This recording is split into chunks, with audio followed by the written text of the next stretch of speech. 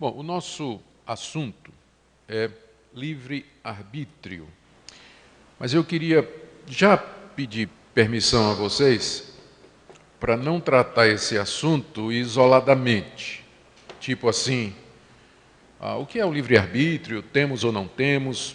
Porque isso vai gerar uma série de questionamentos que podem ser respondidos se antes nós tratarmos de questões mais fundamentais e se nós olharmos esse assunto à luz do quadro maior. Então, o que eu vou fazer é comparar, porque, na verdade, deixa eu voltar atrás, essa questão do livre-arbítrio é apenas um ponto de uma questão maior, tá certo? Então, se a gente começar pela questão maior, fica mais fácil depois chegar nessa questão do livre-arbítrio.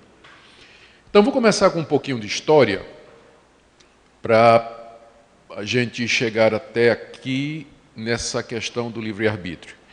A nossa história começa no período bem antigo, no período dos pais da igreja, com um estudioso chamado Pelágio, que começou a ensinar, por volta aí do século IV, no meio das igrejas, que o pecado de Adão, que cometeu lá no paraíso, tinha afetado somente a ele. E que as pessoas que nasceram, os filhos de Adão, não nasceram com uma natureza pecaminosa, mas eles nasceram livres, sem a influência do pecado em seus corações. E que as pessoas aprendem a pecar porque elas veem os outros pecar. O homem é intrinsecamente bom. Ele foi criado por Deus, a sua imagem e semelhança. Então, ele nasce livre e ele pode livremente escolher entre o bem e o mal, porque o pecado original, na verdade, tem a ver somente com Adão. Nós não passamos para os nossos filhos o pecado. As pessoas aprendem a pecar por socialização, por convívio. Então, Pelágio foi enfrentado por um homem muito capaz chamado Agostinho. E Agostinho contrastou o ensino de Pelágio com o que a Bíblia nos diz e chamou a atenção para o fato de que, de acordo com a Bíblia, nós nascemos mortos em nossos delitos e pecados, que o ser humano está afetado pelo pecado de tal maneira que a Bíblia usa termos como cego, escravos da carne, escravos do mundo, escravos de Satanás. A Bíblia usa o termo mortos em ofensas e pecados, usa o termo filhos da ira por natureza. E aí, então, os concílios da época, analisando a questão, consideraram o pelagianismo como uma heresia. E esse ensino, então, foi rechaçado da igreja, oficialmente, mas nunca totalmente excluído, porque na geração seguinte já a ideia sempre volta, não é? A questão que estava por detrás era a questão do livre-arbítrio, né? Se nós, de fato, escolhemos as coisas no campo moral e espiritual de maneira livre.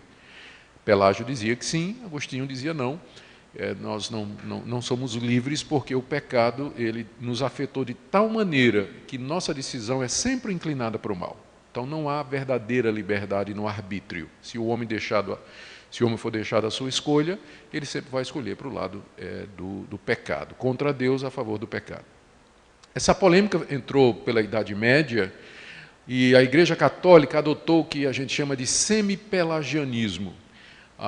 É uma tentativa de conciliar as duas coisas que não deu muito certo, porque o remendo não foi bem feito, mas dizendo o seguinte: o pecado, de fato, afetou a raça humana. Isso foi desenvolvido pelos teólogos na Idade Média, né, da Igreja Católica. O pecado, de fato, afetou a raça humana. Nós já nascemos pecadores, mas não afetou a tal ponto do homem não poder escolher. Ele é influenciado pelo pecado, mas ainda há nele um pouco da graça de Deus, do favor de Deus, de maneira que ele tem condição, mesmo sendo pecador, manchado pelo pecado, de tomar uma escolha livre, sem que haja necessidade de uma agência externa, de alguma força externa, alguma influência externa que o leve a tomar aquela escolha em favor de Deus. Aí veio dessa linha, aí veio a Reforma Protestante e surgiu o famoso debate entre Lutero e Erasmo de Roterdã. Erasmo era um católico, mas ele era a favor das reformas na Igreja Católica. Então, ele simpatizava muito com os reformadores. Mas ele permaneceu católico e teve uma grande briga com Lutero exatamente sobre esse assunto, porque Erasmo de Roterdã, ele era semi-pelagiano, ele seguia a ideia da Igreja Católica. E os dois discutiram muito, e finalmente Lutero escreveu um livro que se tornou famoso, De Servo Arbitrio, em latim, que significa o arbítrio escravo, que já foi traduzido para português, se não me engano, a PS, ou a Fiel, com o título Nascido Escravo. Então, essa obra de Lutero é mais uma refutação na história da Igreja da ideia de Pelágio, de que os seres humanos, mesmo não foram afetados pelo pecado, de tal maneira que eles não possam exercer o seu arbítrio livremente. E, é claro, toda a linha reformada veio pelo pensamento de Lutero, e Calvino, que vem depois de Lutero, né? As pessoas até pensam que os dois eram contemporâneos. Na verdade, tiveram um período de vida juntos muito pequeno, uma janela pequena, mas nunca se encontraram, né? Calvino e Lutero, nunca tiveram juntos. Mas Calvino, então, assume a liderança da Reforma, já é uma segunda geração, e ele não inventou essas ideias como às vezes as pessoas pensam, né? Já tinha tido essas disputas bem antes dele. Ele simplesmente pegou essas ideias, ele assume o pensamento de Lutero, o pensamento de Agostinho, e ele, então, insiste na soberania de Deus, considerando que o ser humano está prejudicado na sua liberdade por conta do pecado original que foi transmitido, segue-se que Deus tem que salvar o homem, senão, se der a escolha para o homem, ninguém se salva, Deus tem que vir em socorro do homem. Então, o sistema de pensamento de Calvino, ele enfatiza muito a soberania de Deus, a graça de Deus na salvação do ser humano. 50 anos depois de Calvino, vários países da Europa já tinham adotado a reforma protestante. E quase todos eles seguiam essa linha da reforma protestante, da soberania de Deus e do arbítrio prejudicado por causa do pecado. Mas apareceu um professor de teologia num seminário da Holanda, chamado Jacobus Arminius, e ele começou a ressuscitar as ideias de Pelágio e as ideias de Erasmo de Roterdã, na sala de aula. Começou a ensinar. Naquele tempo, né, já a essa altura, o calvinismo já era a teologia oficial das igrejas da Europa, que tinham aceitado a reforma protestante. Na Suíça, na Holanda, uma parte da Alemanha luterana, mas seguindo o pensamento calvinista. Em alguns outros lugares, nos guenotes na França, então a maioria seguia o pensamento calvinista.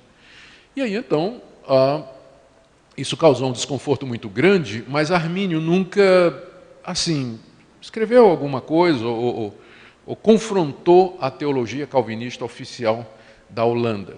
Mas discípulos dele, depois da morte dele, pegaram o material dele, de sala de aula, estudaram e mandaram um documento para o sínodo da igreja da Holanda, que era o órgão maior da igreja, solicitando que a igreja abandonasse aquele pensamento que estava ligado a Calvino e a Agostinho, não é? E insistindo naqueles pontos. Então, eles foram chamados de remonstrantes, por causa da remonstrância, né? do pedido de revisão desse assunto. E eles basicamente queriam 5 coisas. Eles disseram, primeiro ponto, o livre-arbítrio. Ou seja, o pecado, vou colocar aqui, o pecado, ele afetou o ser humano. Eles não negavam o pecado original, mas eles disseram que o pecado não afetou o ser humano a ponto de lhe tirar o arbítrio. O homem, mesmo pecador, ele pode escolher entre o bem e o mal. E ele escolhe isso sem que seja necessário alguma força externa que o leve para um lado ou para o outro. Tá? Então, eles queriam restaurar a ideia do livre-arbítrio.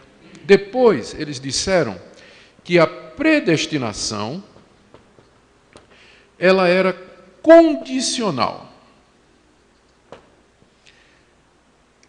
Eles não podiam negar que a Bíblia usa o termo predestinação, porque usa. A Bíblia fala de predestinação, de predestinou, fala de escolha, fala de eleito, chama os crentes de eleitos de Deus. Então eles não podiam negar isso, mas eles então redefiniram a predestinação como sendo presciência de Deus.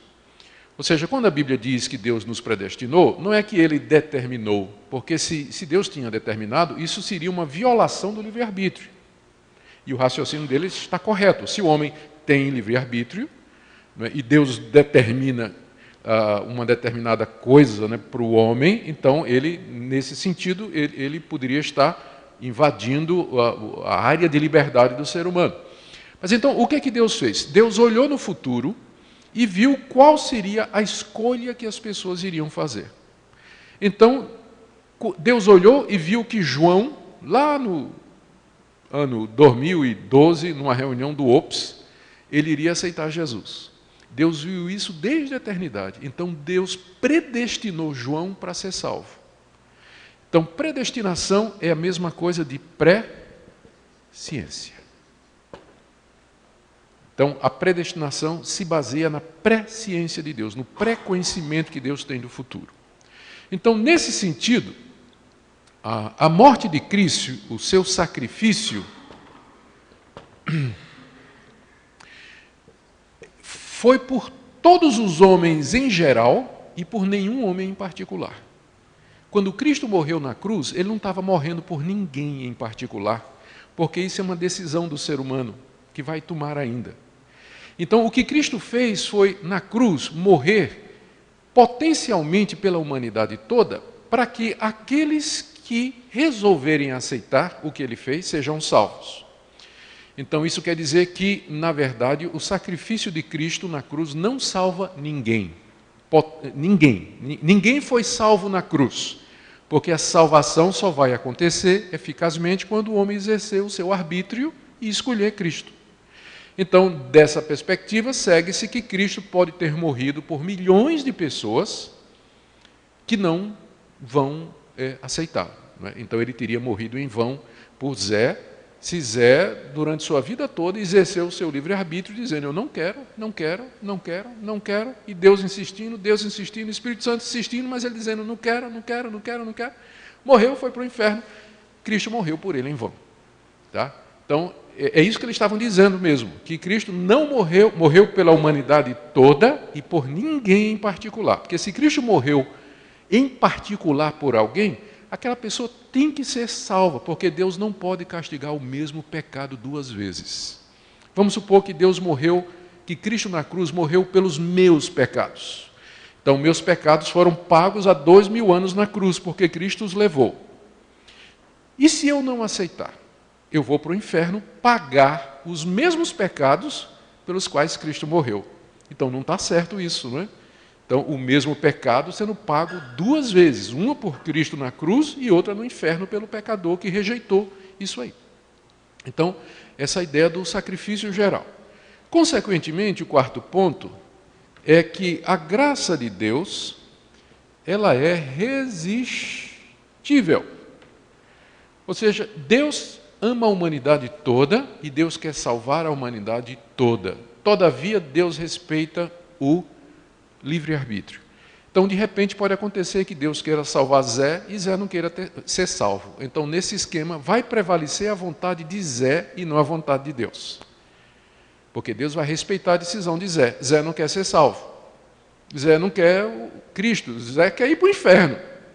Então, Deus, né, vai dizer, por favor, me dê uma chance, não é? Por favor, se converta. Faz de tudo para converter Zé e Zé não quer. Zé quer ir para o inferno. Então, Zé vai para o inferno. Porque a graça de Deus ela pode ser resistida até o último grau pelo pecador por causa do livre-arbítrio. E, portanto, o pecador também pode cair da graça. Ele pode perder essa salvação. Já que a salvação é uma decisão dele, ele pode decidir ser salvo, e depois de ter decidido ser salvo, ele pode decidir se dessalvar. Ele pode virar as costas para Deus e dizer, eu não quero mais. Ele pode fazer isso. Então, esse era o último ponto que os remonstrantes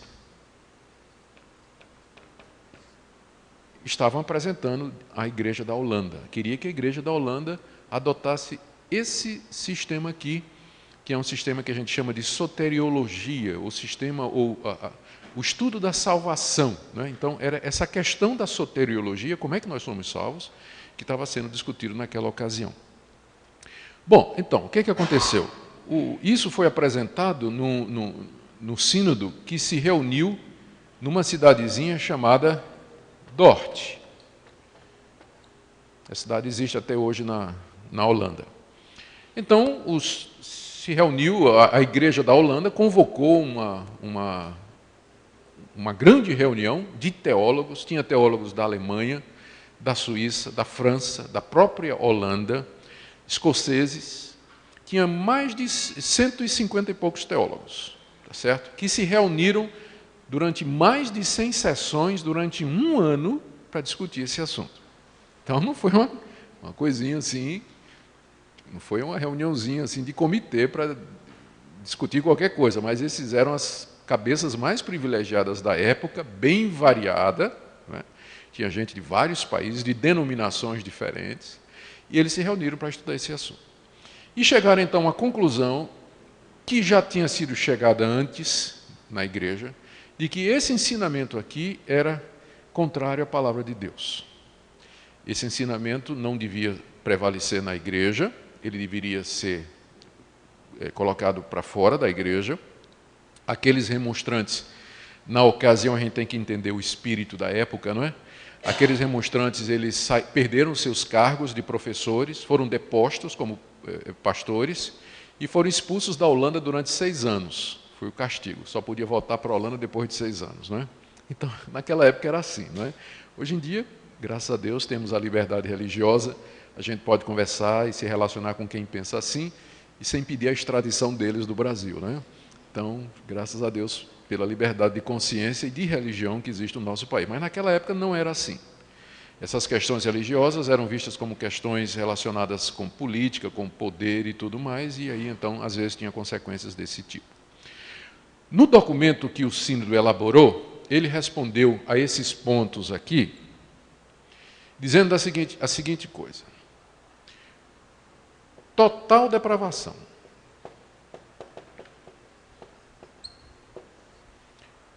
Eles disseram, o arbítrio do homem está prejudicado porque a depravação, a corrupção da sua natureza é total.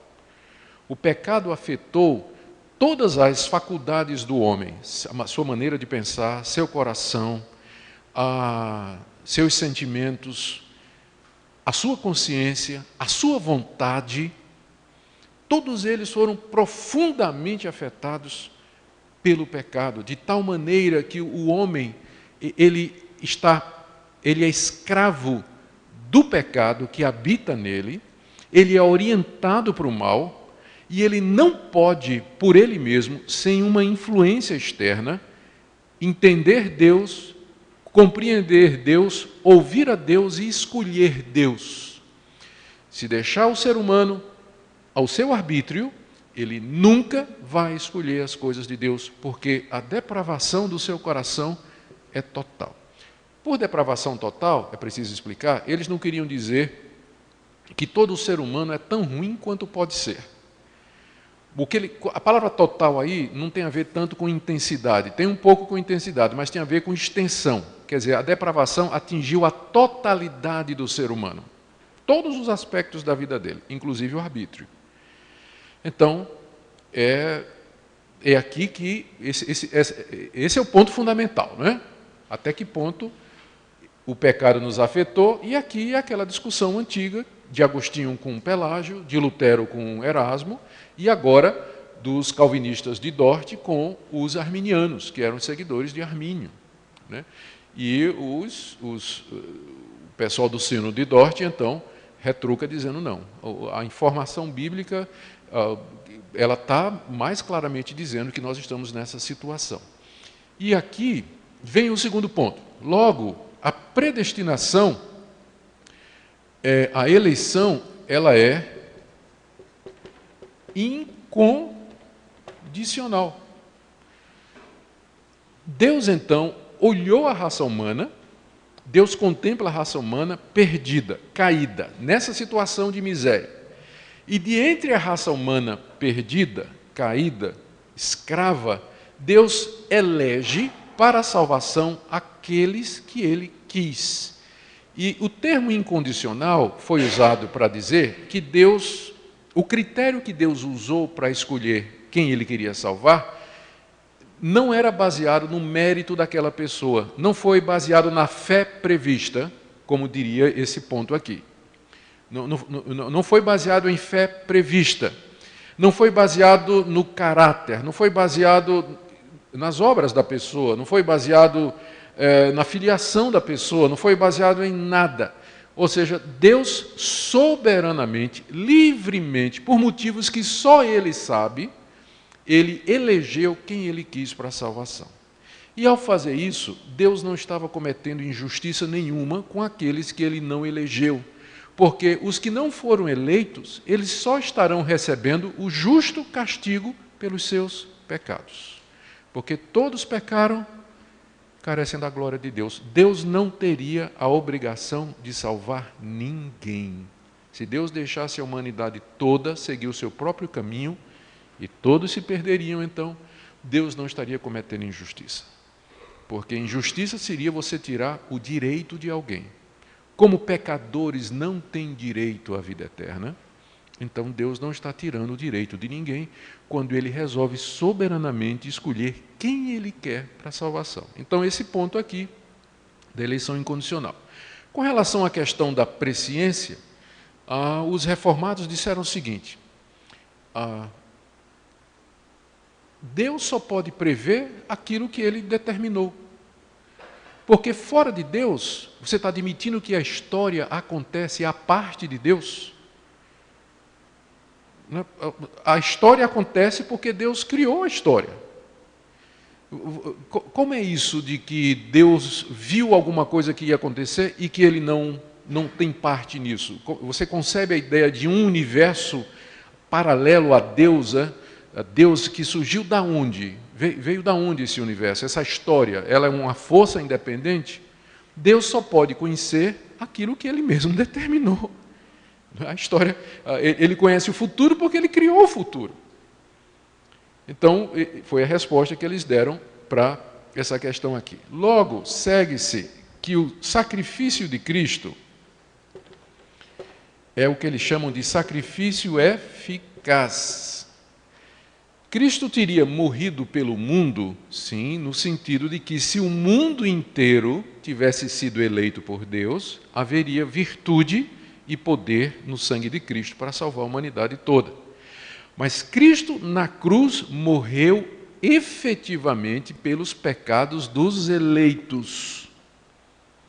Morreu por um grupo determinado, esse grupo eleito, que foi eleito por Deus antes da fundação do mundo, que foi escolhido por Deus, separado da humanidade, predestinados para a vida eterna. Cristo morreu por esses eleitos, de forma que os que se perdem, os seus pecados nunca foram pagos por Cristo.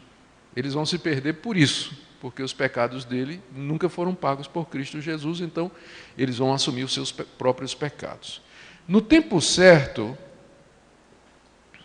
graça irresistível. É o quarto ponto. No tempo certo, Deus vai chamar os eleitos de maneira irresistível. Deus chama a humanidade como um todo de bona fide, quer dizer, de boa fé. O evangelho é pregado ao mundo todo. Cristo mandou que a gente pregasse ao mundo inteiro. No meio da pregação do evangelho ao mundo inteiro, Deus vai fazer com que a mensagem seja eficaz e irresistível no coração daqueles que Ele escolheu. Então, num determinado momento, através dos meios que Deus soberanamente determinou, aquela pessoa vai ouvir o evangelho, vai nascer de novo, vai se arrepender dos seus pecados e vai se voltar para Deus. Talvez aqui seja importante, eu vou apagar aqui o lado esquerdo, tá? Vou fazer aqui é a hora de fazer aqui um outro gráfico, falando de uma diferença fundamental nos dois sistemas. Eu aproveito enquanto eu estou apagando aqui, para dizer que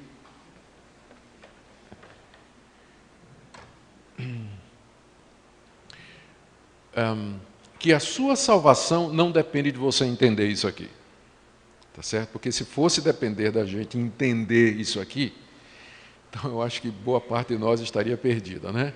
Sua salvação depende se você crê no Senhor Jesus como seu único e suficiente Salvador. Que sua esperança está somente nele, que ele morreu na cruz e que seu sangue é suficiente para perdoar os seus pecados. Se você crê nisso, isso aqui é importante, mas não é fatal com relação à sua salvação.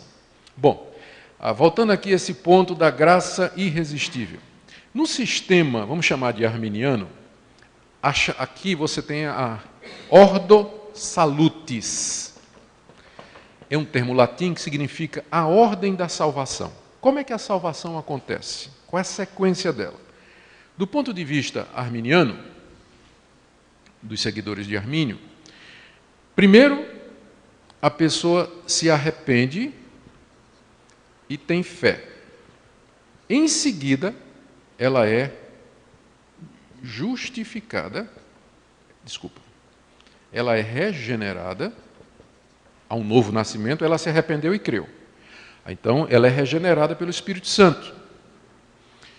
E aí, então, ela é justificada por Deus. Quer dizer, os seus pecados são perdoados, justificada, e aí vem, né? Ela é adotada por Deus na sua família, faz parte da família de Deus, recebe o Espírito Santo.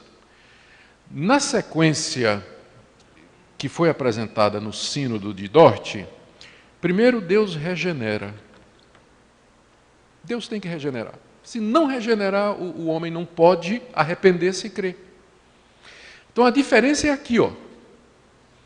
Troca aqui, ó. Primeiro Deus regenera. Deus vai lá no coração do homem que está morto, dá vida ao homem. O homem então acorda e então a regeneração leva Primeira coisa que essa pessoa faz quando é regenerada é fides, já botei em latim, né? É fé em português. Ela se arrepende e crê. Mas antes de ser regenerada, ela não pode se arrepender e não pode crer, porque ela está morta. Ela não tem como. Um morto não pode se arrepender, um morto não pode crer, um morto não pode nada. Ele tem que ter vida primeiro para fazer esses atos.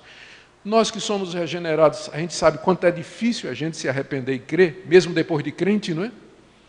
Imagina uma pessoa que está morta, em ofensa, morta espiritualmente. Se Deus não der vida àquela pessoa, então ela não pode se arrepender.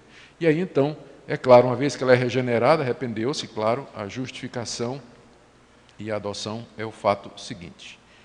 Tá? Então, essa seria a sequência da ordo salutis. A diferença está nos dois primeiros pontos.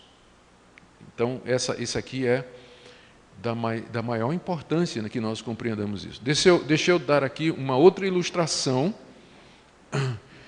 sem querer fazer caricatura nem de um lado e do outro. No caso, os seguidores de Armínio, eles olham para esse sistema aqui, eles dizem, então o que vocês estão dizendo é o seguinte, a pessoa morre, chega no céu, bate na porta e diz, e São Pedro aparece, e diz, eu quero entrar. Aí São Pedro diz, espera aí um momento, pega o iPad, como é seu nome? João da Silva. Ele olha e diz, seu nome não está aqui não, você não foi predestinado.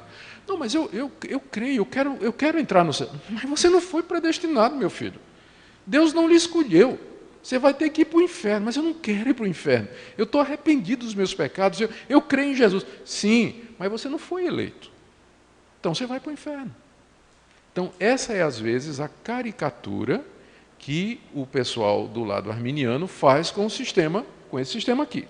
Quando nós responderíamos que a situação é diferente, a situação é mais ou menos a seguinte, você tem um grupo de pessoas caminhando para o abismo, essas pessoas estão com tampões no ouvido, estão com venda nos olhos, e elas estão andando, elas nasceram assim, elas não conseguem perceber o perigo que elas estão correndo, e elas estão andando e tem um abismo profundo, a queda é fatal.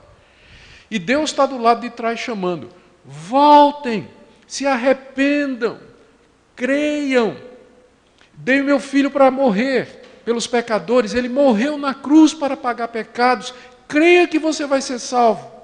Quantos ouvem? Quantos veem? Continua marchando.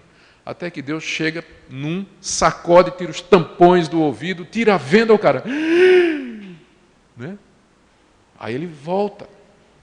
Então, esse aqui é o quadro da humanidade caminhando para a perdição, sem condições de ouvir, de se arrepender e de crer, e Deus então é que vai atrás e sacode um, sacode outro, e como já foi dito, ele não sacode todos, porque na soberania dele ele não quis sacudir todos, mas ele vai sacudir aqueles que ele elegeu. E aí o quinto ponto seria então a perseverança final dos eleitos, ou seja, eles não vão cair da salvação, não vão cair desse estado, porque aqueles que foram eleitos por Deus, por quem Cristo morreu, e que foram regenerados pelo Espírito Santo, esses serão guardados até o final. Nada pode desfazer a ação de Deus na salvação do indivíduo. Isso não quer dizer que ele é perfeito. Ele vai tropeçar, ele vai pecar, a consciência dele vai acusar, ele pode passar por períodos difíceis, mas a semente da fé, da regeneração, da nova vida, nunca vai se extinguir do seu coração. Ele sempre vai se arrepender, vai voltar. Arrependido, quebrado, mexido, mas ele vai voltar, ele vai continuar e vai perseverar até que Deus finalmente o leve. Esse sistema aqui, então, vocês veem, ele não foi inventado por João Calvino, como algumas pessoas pensam, né? Ele recebeu o nome dos 5 pontos do calvinismo, mas, na verdade, a iniciativa foram os 5 pontos do arminianismo. Foram os arminianos que começaram, né, com a remonstrância pedindo a abolição desses 5 pontos, e os calvinistas responderam com esses 5 pontos aí, que foi o que ficou estabelecido nas igrejas reformadas. Por causa da sequência em inglês, então aqui ficou conhecido, aqui é um T, Total Deprivation, Unconditional Election, U, Limited Atonement, L, Irresistible Grace e Perseverance, Final Perseverance. Então, tulip, né? A tulipa ficou sendo a flor dos calvinistas.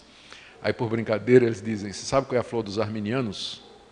É a margarida. Mal me quer, bem me quer. Mal me quer, bem me quer. Mal me quer, bem me quer, né?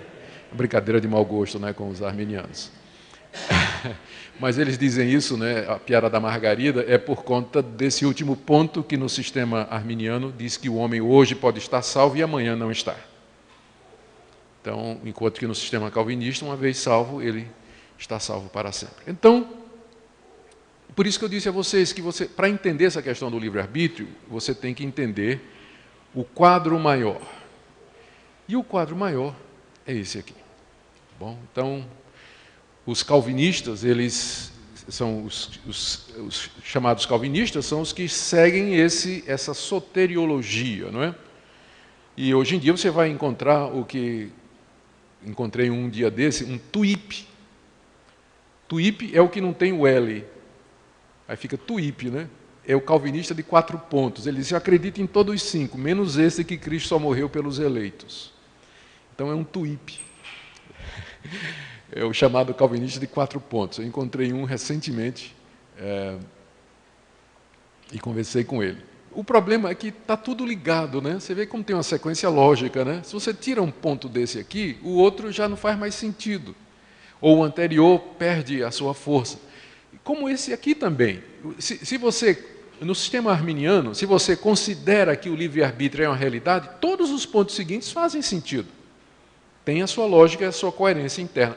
O arminianismo tem a sua coerência interna porque parte de uma premissa que é a questão do livre-arbítrio. Então, admitido o livre-arbítrio, a sequência é aquela.